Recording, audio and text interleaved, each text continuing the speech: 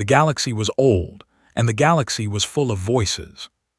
For 3,000 years, the galactic concord had grown and spread across the stars like a living thing, swallowing system after system into its vast embrace of trade, diplomacy, and shared knowledge.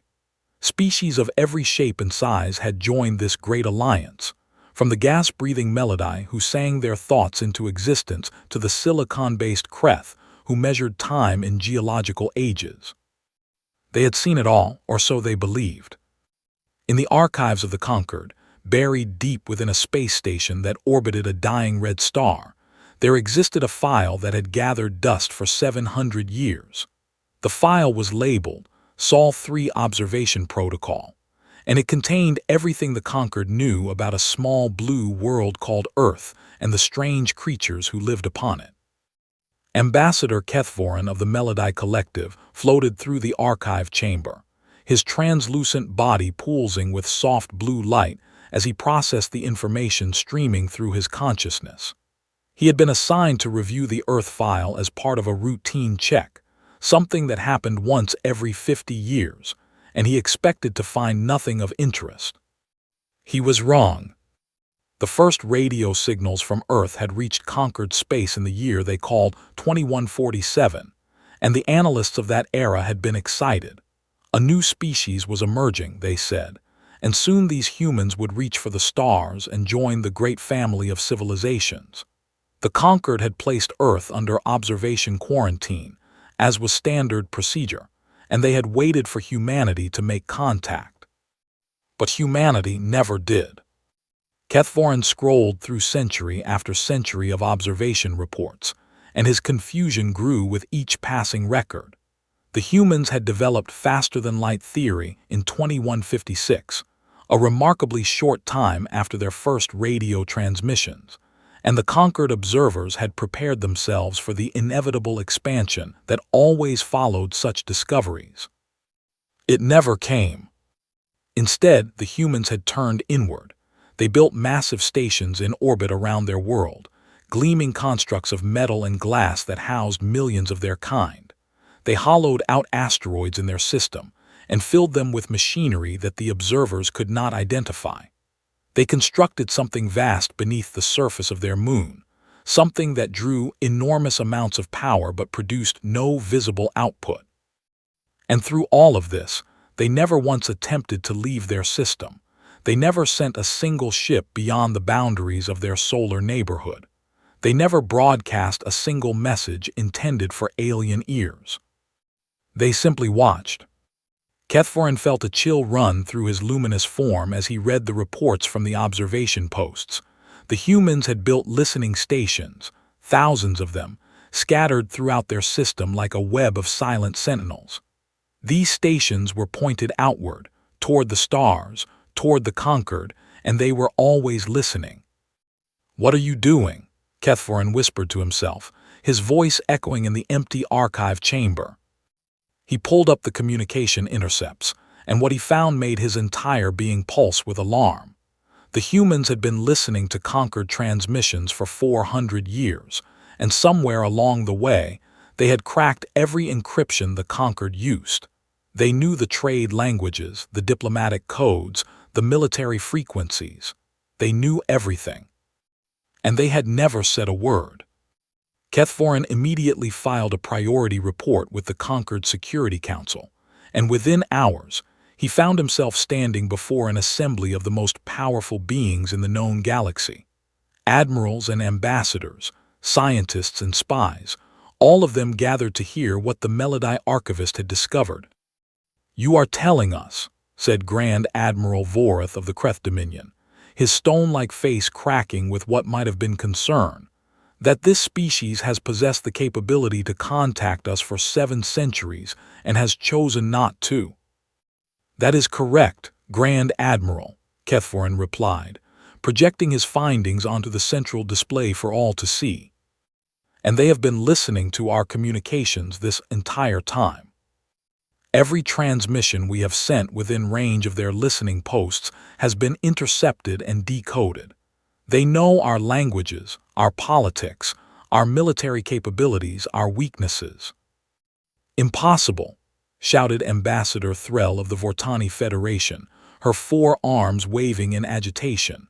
"No primitive species could crack conquered encryption. Our codes are designed by the greatest minds in the galaxy." "And yet they have done it," Kethforin said quietly. "The evidence is undeniable. They have been watching us, learning from us, for longer than many of us have been alive." The chamber fell silent as the implications sank in. For the conquered, expansion was natural, inevitable, the very definition of what it meant to be a spacefaring species. A civilization that developed the means to travel the stars and chose not to was something they had never encountered. It was something they did not understand. General Krathmer, the eldest military strategist in the conquered, rose from his seat, his ancient eyes sweeping across the assembly. He was a veteran of 100 wars, a being who had seen empires rise and fall, and his voice carried the weight of millennia when he spoke. "A species that chooses silence over expansion," he said slowly, each word heavy with meaning, "is either dying or waiting." The chamber erupted in argument, voices rising and falling as the assembled powers debated what this discovery meant. Some called for immediate contact, an end to the quarantine, a welcoming of humanity into the conquered family. Others demanded increased surveillance, military preparation, containment protocols. But deep in the back of the chamber, a young analyst named Saris listened to the arguments and felt something the others did not. She had spent her entire career studying the patterns of civilizations, the rise and fall of empires, the quiet moments before great storms. And she recognized what she was seeing. The humans were not dying. Their population was healthy, their technology was advancing, their civilization was thriving in every measurable way. They had no reason to remain silent, no weakness that demanded isolation, no fear that justified their centuries of quiet observation. Which meant they were waiting. But waiting for what? Saris pulled up the latest surveillance images from the Sol system and studied them with fresh eyes. The orbital stations, the hollowed asteroids, the lunar construction. Suddenly, she saw them not as curiosities but as preparations. The listening posts were not passive observation tools but intelligence-gathering operations. The silence was not weakness but discipline. The humans were not hiding from the galaxy. They were getting ready for it. And whatever they were preparing for, Saris realized with growing dread, they had been preparing for a very, very long time. Somewhere in the vast darkness between stars, Earth continued its patient vigil, and the humans continued their silent work, building and learning and waiting for the moment when their long quiet would finally come to an end. That moment was closer than anyone knew. The Lunari were a gentle people. They had lived among the stars for 10,000 years, spreading across a dozen worlds in a quiet corner of the galaxy. And in all that time, they had never once raised a weapon against another species. Their gifts lay in other directions. They could feel the emotions of others, sense the pain and joy and fear that flowed through living hearts, and they used these abilities to heal rather than harm. They were diplomats and counselors, sought after by empires and republics alike for their wisdom and compassion. They had no army, no fleet of warships, no weapons of mass destruction. They believed that violence was a sickness of the soul, and they wanted no part of it. This made them easy prey. The Vreth Dominion was everything the Lunari were not. They were conquerors, predators, a species that had clawed their way to power through blood and fire. Their empire stretched across 200 worlds, and every single one of those worlds had been taken by force. They did not negotiate, they did not compromise, they did not show mercy. When they demanded that the Lunari surrender their ancestral homeworlds, the gentle empaths refused.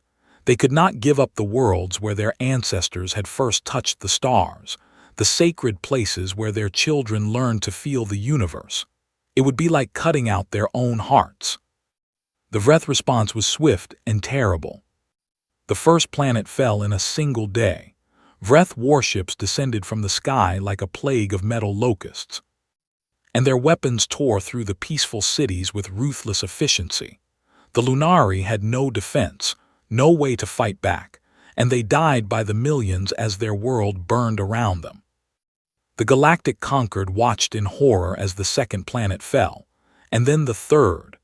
Emergency sessions were called, resolutions were proposed, and strongly worded messages were sent to the Vreth Supreme Tyrant demanding an immediate end to the aggression. The Vreth ignored them all. The truth was simple and ugly. The Conquered was afraid. The Vreth military was the most powerful force in the known galaxy. Their technology was advanced. Their soldiers were fanatical, and their leaders were completely without conscience. A war against the Dominion would cost millions of lives and might not even succeed. So the Conquered did what it had always done when faced with difficult choices. It debated, it deliberated, it formed committees and subcommittees, and it watched as an innocent species was slowly exterminated. Commander Yuki Tanaka sat in the Global Defense Coordination Center, buried deep beneath the mountains of Japan, and she watched the same footage that the Conquered was watching. She saw the Lunari cities burning, the refugees fleeing, the children crying for parents they would never see again. And she felt something that the Conquered had apparently forgotten how to feel: rage. Tanaka had spent her entire career in the shadows, part of a military force that officially did not exist. For 3 generations, her family had served in the Terran Defense Initiative, the secret heart of humanity's preparations for the day they would finally face the galaxy. That day had not yet come, but Tanaka could feel it approaching like a storm on the horizon. The alert came at 3:47 hours, a distress signal cutting through the background noise of space like a cry in the darkness. A Lunari refugee ship, carrying 40,000 survivors, mostly children, was being pursued by a Vreth hunter-killer squadron. They had fled into neutral space, hoping that the Conquered's laws would protect them. They were wrong. No one was coming to help. The Conquered had declared the situation under review, and the member species were too afraid to act alone. The Vreth ships were closing in, their weapons charging, and the refugee ship had nowhere left to run. The distress call was broadcast in every known language, a desperate plea for anyone who might be listening. And among those languages, almost as an afterthought, was one that the Lunari barely understood: English. Tanaka watched the transmission on her command screen, and she saw the faces of the Lunari children pressed against the windows of their ship. They were beautiful creatures, with large silver eyes and skin that shimmered like moonlight, and they were terrified. They did not understand why they were being hunted, why their families had been killed, why no one in the entire galaxy would help them. She turned to her communications officer, Lieutenant Chen, and her voice was steady when she spoke. "Get me the Council." The Terran Unified Council convened within minutes. 12 faces appeared on Tanaka's screen, the leaders of Earth's unified government, men and women who had inherited the burden of humanity's long silence. They had all seen the transmission, they all knew what was at stake, and they all understood what Tanaka was about to ask. 700 years, Tanaka said. For 700 years we have watched and waited. We have built our ships and trained our soldiers. We have learned everything there is to know about the galaxy and its people. And in all that time, we have never once intervened in their affairs. She paused, letting her words sink in. But there are children on that ship, 40,000 children who have done nothing wrong except be born to a peaceful species. The galaxy has abandoned them. The Conquered has failed them, and in less than 1 hour, they will all be dead. The council members looked at each other, and Tanaka could see the weight of the decision pressing down on them. This was the moment their ancestors had feared and prepared for, the moment when humanity would finally reveal itself to the universe. "If we do this," said Council Chairman Morrison, his voice heavy with the gravity of his words, "there is no going back. The galaxy will know we exist, They will know what we can do, and nothing will ever be the same." "I know," Tanaka replied, "but I also know what we are. We are not conquerors, we are not predators, we are not the monsters that the galaxy fears. We are protectors, and there are children who need protecting." The vote was unanimous. Tanaka turned back to her console and opened a channel that had never been used, a frequency that humanity had kept silent for almost 7 centuries. She took a deep breath, and then she spoke the words that would change the course of galactic history. "Vreth vessels, this is Commander Yuki Tanaka of the Terran Defense Initiative. The refugee ship and all souls aboard are now under the protection of Earth. You will power down your weapons and withdraw from this sector immediately. Failure to comply will result in your destruction." For a long moment there was silence, and then the Vreth commander's response came through, dripping with contempt and amusement. "Earth," he laughed, "we have never heard of your world, human. You have no ships, no weapons, no power in this galaxy. Your threat is meaningless." Tanaka smiled, and there was no warmth in it. "You have heard of us," she said quietly. "You just were not paying attention." The Vreth commander laughed again, and his ships opened fire on the refugee vessel. It was the last mistake he would ever make. The Vreth weapons fired, and for one frozen heartbeat, the universe held its breath. 40,000 Lunari children pressed their faces against the windows of their ship, watching death race toward them across the void. They were too young to understand what was happening, too innocent to know why they had to die, and their silver eyes reflected the bright flashes of energy that would end their lives. And then the sky tore open. It was not a wormhole. The conquered knew wormholes, had used them for millennia, understood the science behind them. This was something else entirely, something that made the watching observers question everything they thought they knew about physics and reality. Space itself seemed to crack like broken glass, dark fissures spreading across the starfield as if the universe was shattering from within. And from those impossible tears, shapes began to emerge, ships, dozens of them, black and angular and utterly alien to anything the galaxy had ever seen. The Terran First Contact Fleet had arrived. The ships were nightmares made real, their hulls absorbing light rather than reflecting it, their forms constantly shifting at the edges as if they existed in more dimensions than the eye could perceive. They had no visible engines, no weapon ports, no running lights. They simply moved through space like shadows come to life. The Vreth commander stared at his sensors and saw nothing.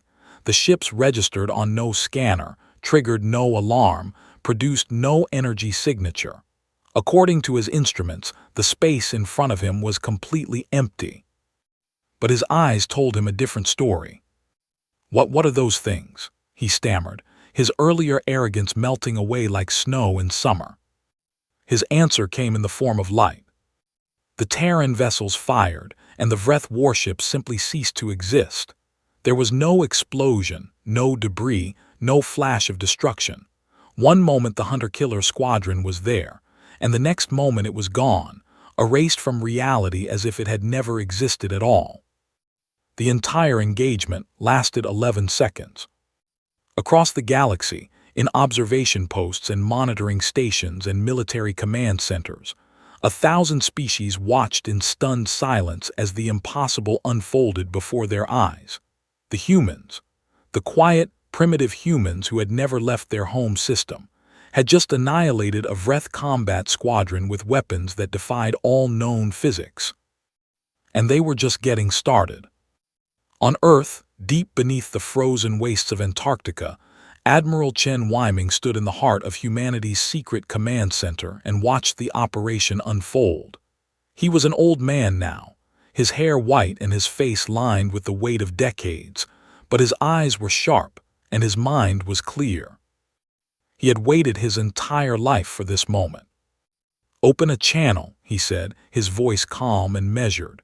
"Broadcast to all frequencies, all encryption levels, all known languages. It is time for the galaxy to learn the truth." The transmission went out, and every receiver in range picked up the signal. It cut through military channels and diplomatic frequencies, overrode civilian broadcasts and emergency systems. And it carried the voice of humanity to every corner of the known galaxy. This is Admiral Chen Wyming of the Terran Defense Initiative, speaking on behalf of the planet Earth and all of humanity. He paused, letting his words sink in across 1,000,000 worlds. For 700 years we have watched you. We have listened to your communications, studied your cultures, learned your languages and your histories and your technologies. We have mapped your trade routes and your military deployments, cataloged your strengths and your weaknesses, and we have done all of this in complete silence. In the halls of the Galactic Concord, ambassadors and admirals stared at each other with growing horror. Everything they had built, everything they had believed about their security and their power, was crumbling before their eyes. "We hoped," Admiral Chen continued, "that we would never need to use this knowledge. We hoped that the galaxy would prove to be a place of peace and cooperation, where species helped each other and protected the innocent. We hoped that our silence could be permanent." His voice hardened. "We were wrong." On screens across the galaxy, images began to appear alongside the Admiral's transmission. The hollowed asteroids of the Sol system opened like flowers, revealing shipyards of unimaginable scale. The construction beneath Earth's moon activated, and a network of reality-folding gates blazed to life. Hidden installations on 100 moons and asteroids powered up, their purposes finally revealed. The humans had not been dormant. They had been building an empire in secret, a military force designed for one purpose and one purpose alone, to protect those who could not protect themselves. "The Vreth Dominion has committed genocide against the Lunari people," Admiral Chen said. "They have murdered millions of innocents, destroyed peaceful worlds, and hunted refugee children through the darkness of space. And the Galactic Concord, with all its power and all its resources, did nothing." He let the accusation hang in the air. "Earth will not do nothing. From this moment forward, humanity takes its place among the stars, not as conquerors, not as rulers, but as guardians. We will protect those who cannot protect themselves. We will stand against those who prey upon the weak, and we will bring justice to those who believe they are beyond its reach." The Lunari refugee ship drifted slowly toward the Terran fleet, its passengers pressing against the windows to stare at the black vessels that had saved them. They did not understand these strange new beings, these humans who had appeared from nowhere to shield them from death, but they could feel something radiating from the ships. It was not aggression, not conquest, not the cold hunger of predators seeking prey. It was protection. It was hope. On the bridge of the flagship Quiet Thunder, Commander Tanaka watched the refugee ship approach and felt something release in her chest. They had done it. They had finally broken the silence, and now nothing would ever be the same. But she did not feel fear. She felt relief. For 7 centuries, humanity had carried a burden that no one else knew about, the burden of knowledge, of power, of terrible capability held in check by even more terrible restraint. They had watched the galaxy's cruelties and injustices, and they had done nothing, waiting for the moment when action became unavoidable. That moment had finally come. Admiral Chen's transmission concluded with words that would echo through history, words that every species in the galaxy would remember for generations to come. "To the Vreth Dominion, your crimes will not go unanswered. Earth is coming for you. To the Lunari, you are safe now. You will always be safe with us. And to the rest of the galaxy, we are humanity and we have been watching you for a very long time. We know who you are, we know what you have done, and we know what you are capable of. Choose your next actions wisely." Earth is no longer silent. The transmission ended, and the galaxy trembled. The Vreth Supreme Tyrant received the news in his throne room, surrounded by his generals and advisors, and his reaction was not fear. It was laughter. "One planet," he roared, his massive form shaking with amusement. One tiny world thinks it can threaten the Dominion. We have conquered 200 systems, crushed 1,000 species, built the greatest military force in galactic history, and these humans dare to challenge us." His generals laughed with him, though some of them had seen the recordings from the refugee incident, and their laughter was not quite as confident as their masters. "Mobilize everything," the tyrant commanded. "Every ship, every soldier, every weapon we possess. We will show these humans what happens to those who stand against the Dominion. We will burn their little world to ash and scatter their atoms across the void." The largest fleet in galactic history assembled in Vreth space, 10,000 warships, each one bristling with weapons capable of destroying cities, crewed by soldiers who had never known defeat. They gathered like a swarm of metal locusts, ready to descend upon Earth and end the human threat forever. They never got the chance. On the third day of mobilization, the Vreth shipyards at Krath Prime simply vanished. One moment they were there, massive orbital constructs that had built warships for 3 centuries, and the next moment they were gone. No debris, no explosion, just empty space where billions of tons of metal had once stood. The Vreth commanders assumed it was a malfunction, a sensor error, some kind of technical glitch. They were wrong. Over the next 12 hours, reports flooded in from across the Dominion. Supply depots disappeared, communication relays went silent, fuel stations evaporated into nothing. The Vreth military infrastructure was being systematically dismantled, piece by piece, and no one could stop it. Because no one could see it happening. The Terran fleets moved through Vreth space like ghosts, their reality-folding gates allowing them to appear anywhere, anytime, without warning. They did not fight the Vreth Navy in open battle. They simply removed the pieces that made that Navy function. Admiral Chen had studied the Vreth for centuries, and he understood them better than they understood themselves. They were conquerors, predators who relied on overwhelming force and brutal aggression. Their military was designed to attack, to crush, to destroy. It was not designed to defend against an enemy that could strike from anywhere and vanish before retaliation. The Vreth fleet that had gathered to invade Earth found itself stranded, cut off from supplies and reinforcements, unable to communicate with high command. Their weapons were fully charged, their soldiers were ready to fight, but there was nothing to fight. The humans were everywhere and nowhere, always one step ahead, always striking where the Vreth were weakest. In the halls of the Galactic Concord, the member species watched the war unfold with a mixture of awe and terror. The humans were doing what the Conquered had always been afraid to do. They were dismantling the Vreth Dominion, the monster that had haunted the galaxy for centuries. But they were doing it so easily that it raised a troubling question. If the humans could do this to the Vreth, what could they do to the Conquered? Emergency councils convened, debates raged, and some voices called for a preemptive strike against Earth while there was still time. Better to destroy the humans now, they argued, than to live under their shadow forever. Others disagreed. The humans had only attacked the Vreth, they pointed out, and only in response to the Lunari genocide. Perhaps this new power could be reasoned with, negotiated with, turned into an ally rather than an enemy. While the Conquered debated, the war continued. 3 weeks after the first Terran strike, the Vreth military command structure collapsed. Admirals who had never lost a battle found themselves fighting an enemy they could not see, could not predict, could not understand. Their fleets were scattered, their supply lines were severed, and their warriors, for the first time in their brutal history, knew what it felt like to be prey.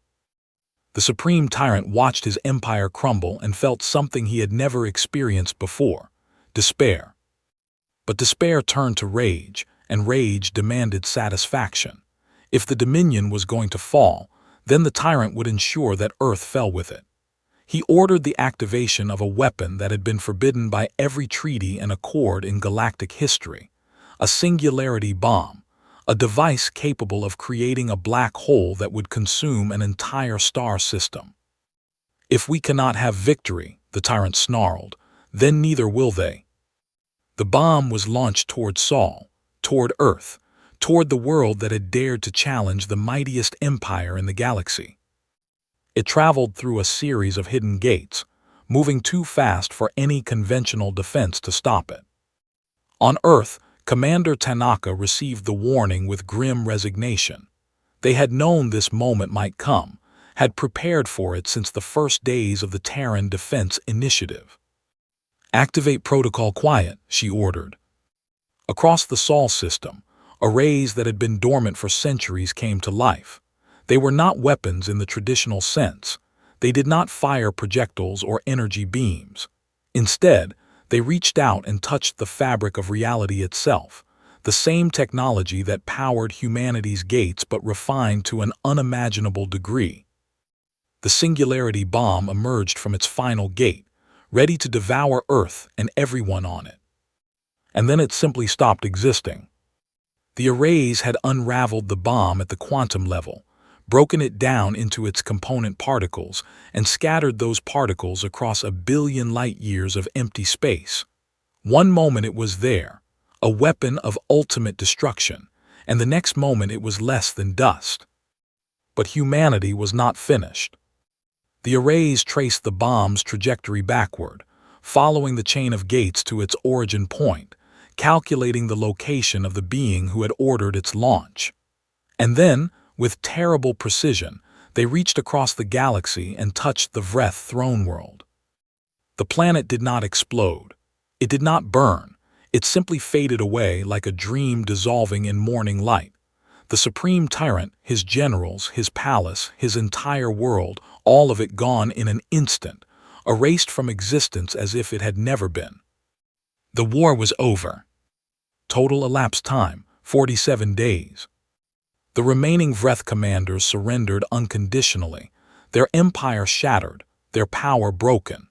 They had believed themselves to be the ultimate predators, the apex of galactic evolution, and they had been humbled by a species they had never even heard of. In the aftermath, as the galaxy struggled to understand what had happened, a single message was broadcast from Earth to every corner of known space. "The war is over," Admiral Chen announced. "The Vreth Dominion is no more. The Lunari people will be returned to their surviving worlds and their safety will be guaranteed. As for humanity, we return to our silence." The conquered could not believe it. The humans had just won the most decisive military victory in galactic history, had demonstrated power beyond anything the galaxy had ever seen, and they were simply walking away. But that was exactly what they did. The Terran fleets withdrew, the gates went dark, and Earth fell silent once again. The galaxy was left to pick up the pieces and wonder what it all meant.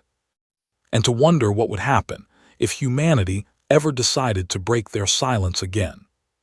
1 year had passed since the war, and the galaxy was still trying to understand what had happened. In the great assembly hall of the Galactic Concord, representatives from 3,000 species gathered to discuss the matter that had consumed their thoughts since the Vreth Dominion fell. They had debated and argued for months, and now they were ready to make their offer.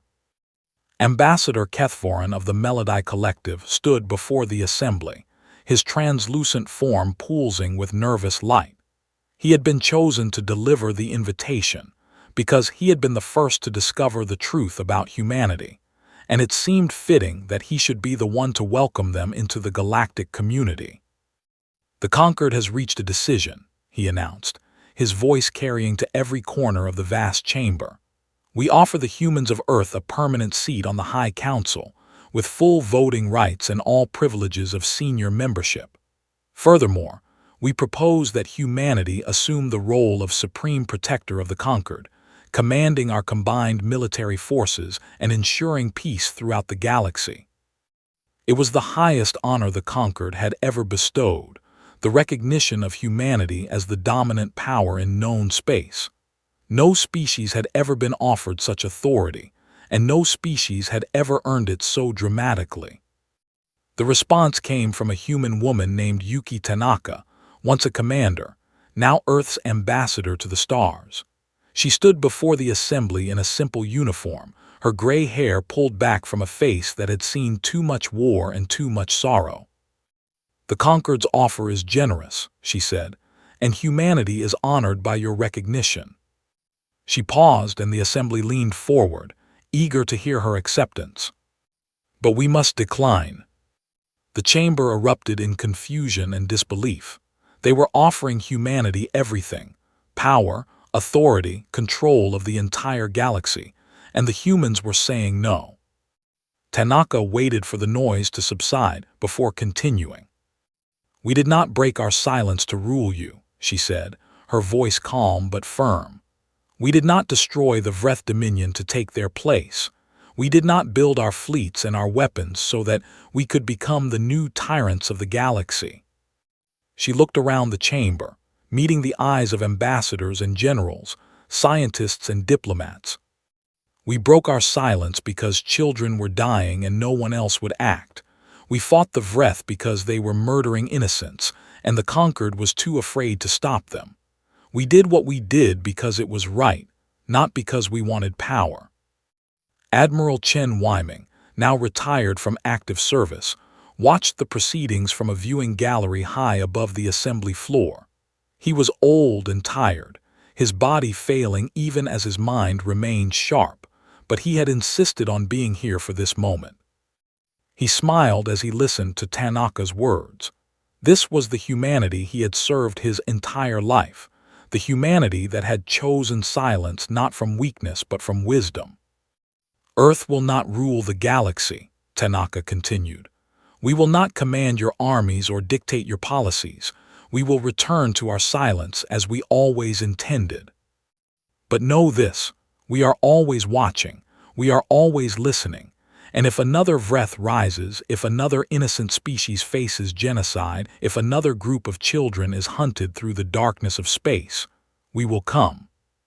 She let her words hang in the air. "Not as conquerors, not as rulers, but as protectors. That is who we are. That is what humanity has always been." The assembly sat in stunned silence, struggling to comprehend a species that had unlimited power and chose not to use it. In their experience, power was always seized, always exploited, always turned to personal gain. The idea that someone might possess the ability to rule the galaxy and simply choose not to was beyond their understanding. On the Lunari homeworld, the one planet that had survived the Vreth onslaught, a ceremony of gratitude was taking place. The surviving Lunari had gathered to honor their saviors, and a delegation from Earth had come to receive their thanks. The Lunari elders approached the human ambassadors with gifts of art and music, treasures that represented the finest achievements of their ancient civilization. But when they offered these precious things to the humans, the delegation politely refused. "We did not save you for reward," said Ambassador James Morrison, his voice gentle. "We saved you because it was the right thing to do." The Lunari elders exchanged confused glances. In their culture, great deeds required great recognition, and the humans had done the greatest deed in their history. "Then what can we give you?" asked the eldest of them, a being so old that his silver skin had faded almost to white. "What do you want from us?" Morrison smiled and knelt down beside a young Lunari child, a girl with enormous silver eyes who had been watching the humans with fascination. He looked at her for a long moment, then turned back to the elders. "We would like one thing," he said, "if it is not too much trouble." The elders leaned forward eagerly. "We would like a drawing," Morrison said, "by one of your children, of our ships, to hang in our memorial hall so that we always remember why we fight." The little girl stepped forward, and her small voice cut through the silence of the ceremony. "I can draw," she said. "I saw your ships, they were beautiful."